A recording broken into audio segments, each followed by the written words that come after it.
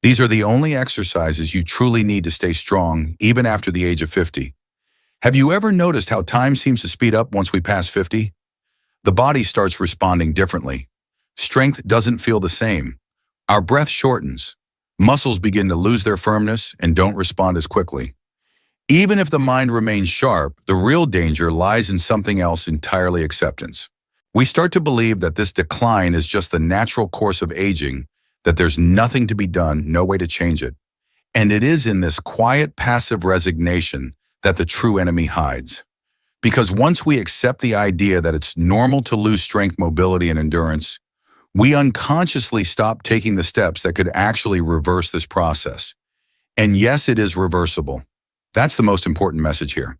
You can regain strength, restore vitality, and even rebuild confidence by performing just a few simple exercises. You don't need a gym membership, expensive machines, or a complicated program. Everything is adaptable to your current physical condition, even if you've never exercised before. Today, I'm not only going to show you 3 powerful exercises that form the foundation of lifelong strength, but I'll also explain how to adapt each one to your current level, how to progress gradually and safely, and how to integrate them into a full weekly routine that can change your life. But before we begin, I'd love to know more about you. Please take a moment to comment your name and the city you're watching from. This helps us build a stronger community here on Senior Wellness, where we're all committed to staying active, strong, and independent as we age. Now let's get into the exercises. Let's start with exercise 3, push-ups. You might be thinking, oh no, push-ups again, isn't that too difficult? Or perhaps that's just another typical exercise. But trust me, few movements in the long history of physical training match the effectiveness and versatility of the classic push-up. This time-tested exercise remains one of the most efficient ways to strengthen the upper body using nothing but your own body weight.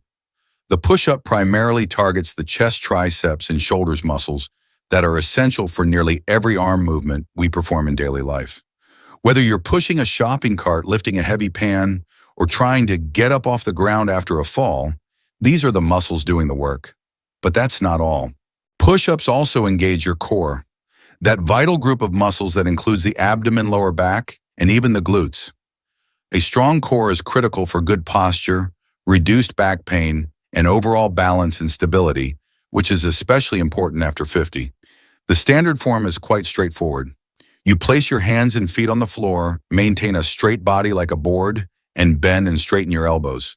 It seems simple, but within this simplicity lies a world of subtle adjustments that make all the difference in performance and safety. Let's talk about adaptations, which is absolutely essential for anyone starting or restarting physical activity after the age of 50. A traditional push-up done with your body fully extended, supported only on your hands and feet, can be very challenging at first. And that's absolutely okay. There's no shame in starting small. In fact, true wisdom lies in recognizing and respecting your current ability, then gradually building up from there. For beginners, I recommend starting with wall push-ups. Stand about an arm's length away from a wall. Place your palms flat against the wall at shoulder height. Now slowly bend your elbows and bring your chest toward the wall, then push back to the starting position. This simple movement engages the same muscles as the standard push-up, but with much less strain. It's the perfect starting point for building initial strength and, more importantly, learning the correct movement pattern. As this version becomes easier, and it will faster than you might expect, you can progress to the inclined push-up. In this variation, instead of using the wall, you place your hands on a stable surface, like a table countertop or the back of a sturdy sofa. The mechanics are the same: keep your body straight, bend the elbows, and push back. The lower the surface, the more challenging the exercise becomes. Eventually, you may be ready for knee-supported push-ups, a great transition step before advancing to the traditional push-up. With your knees on the ground and body straight from head to knees, you still target the upper body and core, effectively but with less weight to manage. When the traditional push-up finally becomes part of your regular routine and starts to feel easy, you can challenge yourself with the decline push-up, where your feet are elevated on a step or bench. This variation shifts more body weight onto your upper body, intensifying the work done by your chest and shoulders. But regardless of which variation you choose, proper technique is absolutely essential. There are a few universal rules that apply to all versions. Keep your body aligned. From head to heels or head to knees in modified versions, maintain a straight line. Don't let your hips sag or rise. This protects your spine and improves efficiency. Mind your elbows. They should not flare too far out to the sides. Aim for about a 45-degree angle between your upper arms and your body. This positioning protects your shoulders and focuses the effort on your chest. Breathe correctly. Inhale as you lower your body and exhale as you push back up. Proper breathing adds stability and helps generate strength. Control each rep. Avoid rushing. A slow, controlled movement is always better and safer than quick, sloppy repetitions. Watch your head. One common mistake is allowing the head to move forward. Instead, keep your gaze just slightly ahead of your hands so your neck stays aligned with your spine. As for how many repetitions to do, the answer is start where you are. Maybe that means just 5 wall push-ups per set, or perhaps you can manage 10 knee push-ups. The important thing is to find that productive challenge, the point where you feel effort, but can still maintain good form. Rest for about 60 to 90 seconds between sets or longer if necessary. There's no rush. The key is to listen to your body. With consistency and patience, you'll start to experience that deeply rewarding feeling of progress. Suddenly, those first 5 difficult repetitions become easier. Then they turn into 10, then 12. And before you know it, you're confidently ready to move on to the next variation, a fresh challenge that once felt impossible. If the push-up is known as the king of upper body exercises, it's time to introduce the equivalent for the lower body. Let's talk about exercise 2 squats. Among all the exercises available, the squat is arguably the most direct reflection of our functional independence in everyday life. Think about it for a moment. How many times a day do you sit down and get back up from a chair, a couch, or the toilet? How often do you need to pick something up from the floor or lower yourself to reach a low shelf? This fundamental movement, so vital to maintaining our autonomy, often becomes compromised as we age unless we take deliberate action to preserve it. When you perform a squat, you engage the largest and strongest muscle groups in your entire body.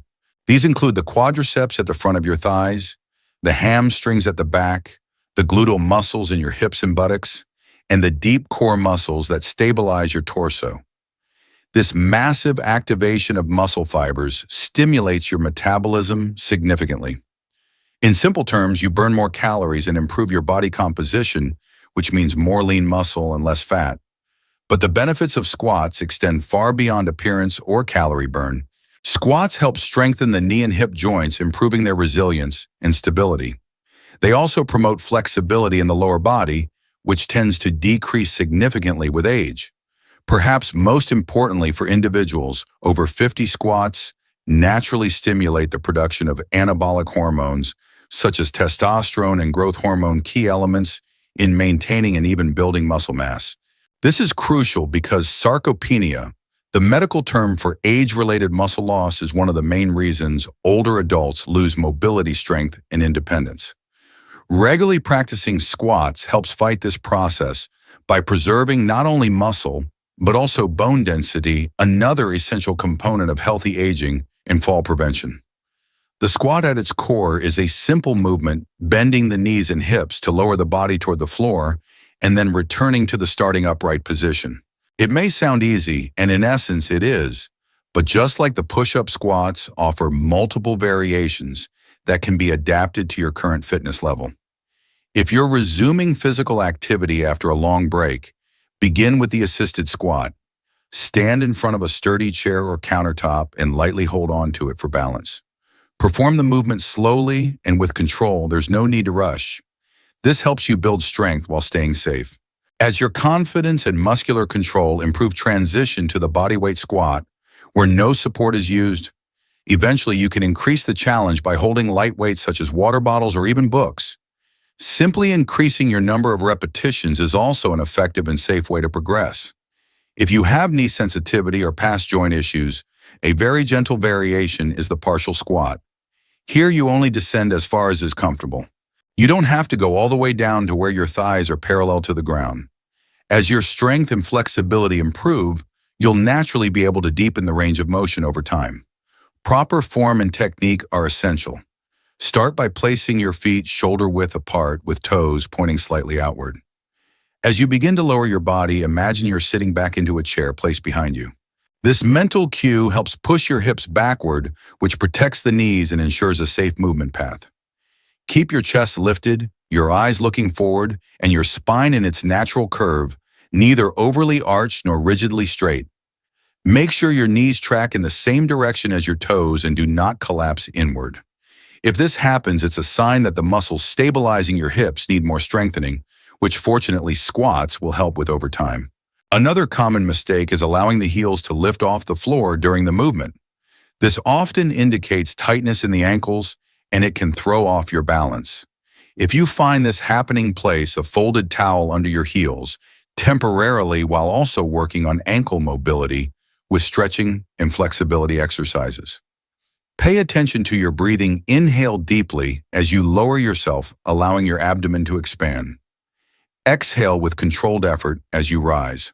This technique, known as diaphragmatic breathing, improves oxygen flow to the muscles and helps stabilize the core and spine. Unlike push-ups, squats can generally be performed at a slightly higher volume since the leg muscles are naturally more resistant to fatigue. For older adults beginning their fitness journey, a good starting point is 2 to 3 sets of 10 to 15 repetitions. As your endurance builds, you can gradually increase to 3 to 4 sets. Rest for 90 to 180 seconds between sets, depending on your cardiovascular fitness and how intensely the previous set felt. Always prioritize quality of movement over quantity, and remember your progress is measured not just by numbers, but by how you feel in daily life. Don't be surprised if you feel your heart racing and your breathing intensifying after completing a set of squats. You may even find yourself needing a longer rest between sets. That's perfectly normal, and in fact, it's one of the major benefits of this exercise. Squats are not only great for strengthening your legs, but they also contribute significantly to your cardiorespiratory health. With regular practice, you'll notice more than just stronger leg muscles. Everyday tasks like climbing stairs, standing up from low seats, or picking something up off the floor begin to feel noticeably easier. It's as if your body starts to remember how to move efficiently and confidently again. By combining the squat with the first exercise we covered, the push-up, you're already working a substantial portion of your body's muscular system. But there's still a crucial piece missing: the core. The central region of the body needs focused strengthening, especially as we age. Before we introduce the third and final exercise that targets this essential area, don't forget to subscribe to the channel. Staying connected to science-based, trustworthy information is one of the best ways to stay consistent, motivated, and safe as you build a stronger, more resilient body. Now let's move on to exercise 1, planks. First, let's clarify a common misconception. The core is not just about the visible six-pack abs we often see in magazines. The core is a much more complex system of muscles. It includes the transverse abdominis, a deep abdominal muscle, the obliques on the sides of your torso, the muscles in your lower back, your diaphragm, and even elements of the hip musculature. These muscles work together in harmony to stabilize the spine transfer force between the upper and lower body and allow us to move safely in any direction. With age, we often lose tone in these deep core muscles. This decline is directly related to common issues such as chronic lower back pain, poor balance, and even urinary incontinence. The plank is a powerful tool to reverse this weakening. It teaches your body to resist movement and stabilize the spine in a neutral, safe position. This ability to hold and support the spine is absolutely essential for injury prevention and overall spinal health. But the benefits of the plank extend far beyond just a stronger midsection. You'll also likely notice improvements in your posture, a reduction in back discomfort, better balance, and even enhanced performance in other exercises like squats and push-ups. Everything becomes more stable, more controlled. The basic version of the plank is performed by getting into a position similar to the start of a push-up, but with your forearms on the ground instead of your hands. Your elbows should be directly below your shoulders, your feet about hip-width apart, and your body forming a straight line from head to heels. It might sound simple, But try holding that position for 30 seconds and you'll quickly realize how effective it is. As with any exercise, we have excellent variations for beginners. You can start with your knees on the ground, which significantly reduces the amount of load on your core. Or you can perform a standing version, leaning your forearms against a wall or sturdy table similar to the wall push-up adaptation. Correct form is critical to gaining the benefits while avoiding injury. Keep the spine in a neutral alignment, not overly arched or rigidly straight. This should resemble the natural posture you would have while standing tall with good posture. Now engage your core consciously. Don't simply hold the position, activate it. Imagine drawing your belly button slightly in toward your spine, but do so without holding your breath. This small effort makes a big difference. Avoid elevating your shoulders toward your ears. That's a common reaction to tension, but it takes the work away from the core and may cause discomfort in the neck. Keep your shoulders relaxed, your neck aligned, and breathe steadily. Many people make the mistake of letting their hips drop toward the floor, which puts pressure on the lower back. Others raise their hips too high, which reduces the effectiveness of the core work. Both errors shift the load away from where it should be and can lead to poor results or discomfort. Unlike push-ups or squats, which are counted in repetitions, the plank is an isometric exercise, meaning it focuses on holding a position. So we measure it in time, not reps. For beginners, start with 3 sets of 10 to 20 seconds, resting for 45 to 75 seconds between each set. As you build endurance, gradually increase the duration to 30, 45, or even 60 seconds per set. So now we have 3 foundational movements: the push-up, the squat, and the plank. Organizing these into a smart weekly routine is the key to achieving results safely and consistently. After 50, our bodies take a bit longer to recover, so we must respect that rhythm. Here's a balanced weekly routine to get you started Monday. Begin with a 5-minute warm-up, light walking, or joint mobility exercises. Do 3 sets of push-ups, choosing the variation that suits your level. Follow with 3 sets of squats. Then perform 2 sets of planks, ending with gentle stretches to relax the body. Tuesday, an active recovery day. A 20 to 30-minute walk at a moderate pace or light flexibility and mobility exercises are perfect. These recovery days are just as important as your workout days. Wednesday warm-up, similar to Monday. Start with 3 sets of squats, possibly increasing the reps slightly from Monday. Then do 3 sets of planks, aiming to hold a little longer. Finish with 2 sets of push-ups. Since the core is heavily engaged during the planks, we slightly reduce the push-up volume. Thursday, another active recovery day like Tuesday. These days support your joint circulation and long-term consistency. Friday, warm up for 7 to 8 minutes to prepare the body. Then move into a circuit-style session. Perform 1 set each of push-ups, squats, and planks with minimal rest between them. Repeat the circuit 3 times. This method adds a mild cardiovascular challenge and keeps the workout engaging. Finish the session with stretching and deep breathing. This simple weekly structure targets all major muscle groups, supports mobility, builds cardiovascular strength, and allows for proper recovery, everything that supports healthy, active aging. If you enjoyed this routine and want to learn more about isometric positions that can strengthen and heal your body, regardless of age, we prepared a special video just for you. It's appearing on your screen right now. Click to discover some of the best isometric exercises for every part of the body. Thank you for staying with us through this entire journey. Keep showing up, keep moving forward, and as always, may God bless you, my friend.